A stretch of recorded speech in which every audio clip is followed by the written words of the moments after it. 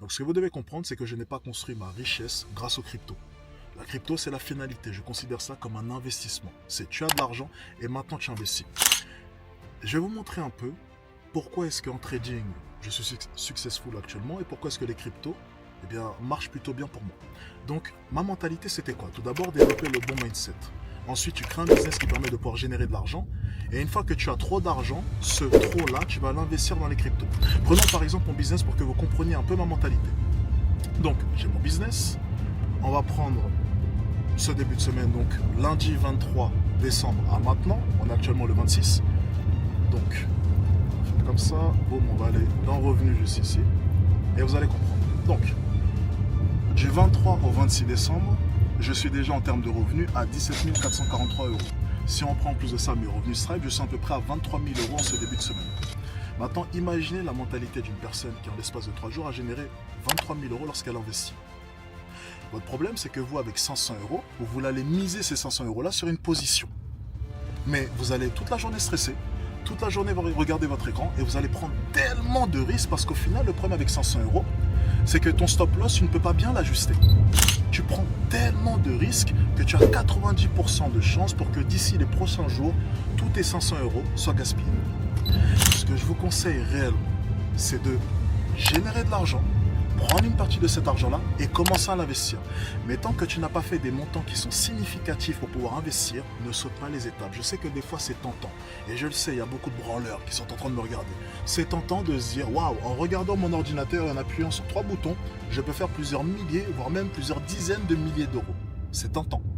Mais tu n'as pas le niveau pour l'instant. Crée d'abord un business, crée-toi un capital et ensuite tu te mettras à investir. Et oui, là, tu deviendras successful parce qu'au final, je ne vais pas vous mentir. Lorsque tu trades avec un gros capital, mentalement, tu es tellement bien que je perde ou non ce trade qui va sûrement monter jusqu'à plusieurs dizaines de milliers d'euros, que je le perde ou non, ça ne m'affectera pas. Parce qu'au final, cet argent-là, je peux me permettre de pouvoir le perdre. Je trade avec de l'argent dont je n'ai pas besoin. C'est un plus. Pour moi, le trading, pour moi, la crypto, c'est comme swiper sur TikTok. C'est un moyen de pouvoir me divertir. Je prends ça comme un jeu. Ce n'est même pas sérieux à proprement parler pour moi. Et c'est pour ça que ça fonctionne.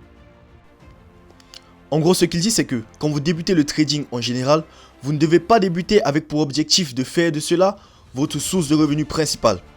Vous devez déjà avoir une source de revenus et le trading, c'est l'endroit où vous investissez celle-ci. Et ça, c'est une information que vos formateurs ne vous disent pas. Ils jouent sur vos psychologies, car s'ils vous le disaient, vous, dans un espoir de faire de l'argent rapidement, vous seriez réticent à l'idée d'acheter leur formation. Là, je suis d'accord car beaucoup de personnes qui ont eu à débuter puis abandonner très tôt ont eu ce même mauvais mindset de début. Alors maintenant, là où je ne suis pas d'accord, c'est quand il dit que forcément pour être successful, il faut être suffisamment riche pour trader avec certaines sommes et s'en foutre. Non, pas vraiment. Ça ne dépend pas que de ça.